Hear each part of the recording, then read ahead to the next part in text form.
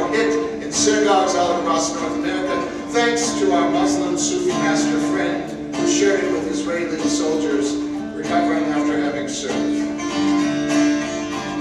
Hallelujah, hallelujah, hallelujah, hallelujah, hallelujah.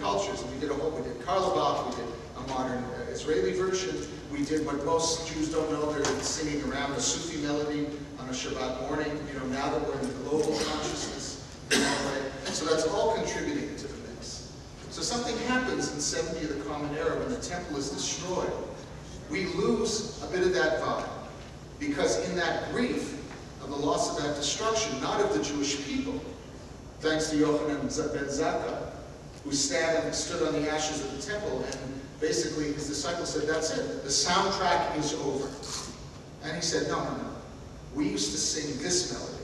We used to offer sacrifice, and we had a priesthood.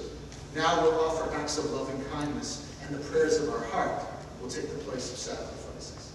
And in that moment in time, he rebooted the soundtrack. Right? He didn't disconnect from it, but he said, we can sing this way. But without the temple, we lose the songs, etc. So we kind of go underground for a period of time. And what happens during the rabbinic period is the thing called the piyut, or the payetan, the person who writes a prayer, a piece of liturgy, becomes the psalmist of his or her age. And that becomes the melody, the music that starts to develop. Notice that influence again. For those of you that are still in denial that Judaism is not just a religion, but a culture, the word piyut comes from a Greek word. Ushpizin, afikoma, right? We come into now a different cultural milieu that influences that. So especially from the 7th century onward, there's different prayers and different music is starting to get written, right?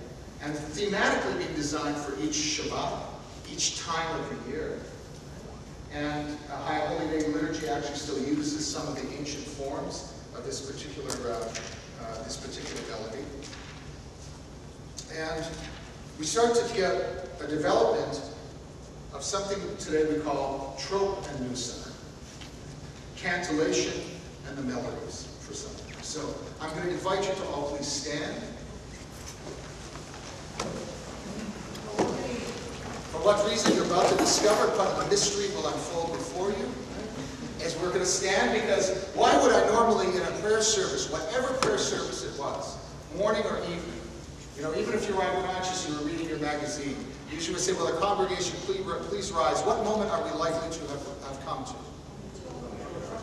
Few, Torah, Amida. Do I hear something? Baruch, right. Even if you had schlumped through everything else, right? The first moment of Baruch, because that calls us into conscious community. All the prayers up to that moment, I'm on my own trip. But Baruch says, let's stand together, bend our knee. And so what starts to develop the liturgy, some of which gets saved from the temple times, but really flourishes in the rabbinic period, gets located in time and space. Okay? So the fact that we're all standing, I'm going to invite you, we're going to play a little bit of a quiz here. Same words, but notice how the nusa, the carrier wave, the melody of a particular time, develops in our people to tell us where we are in that moment in time. Baruch Hu et Adonai HaMevorach.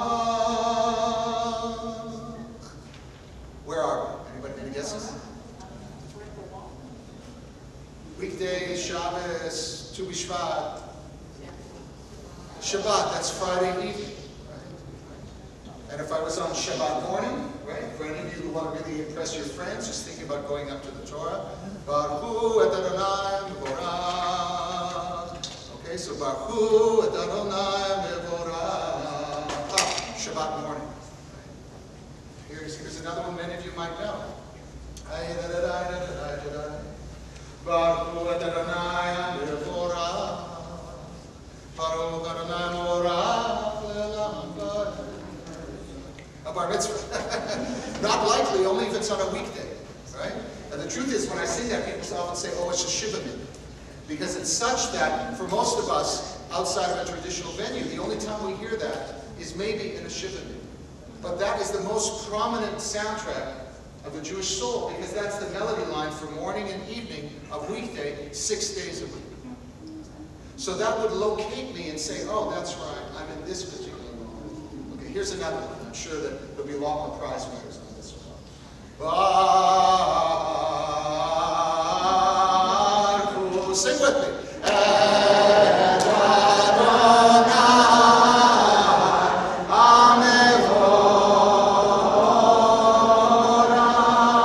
HaMevorach.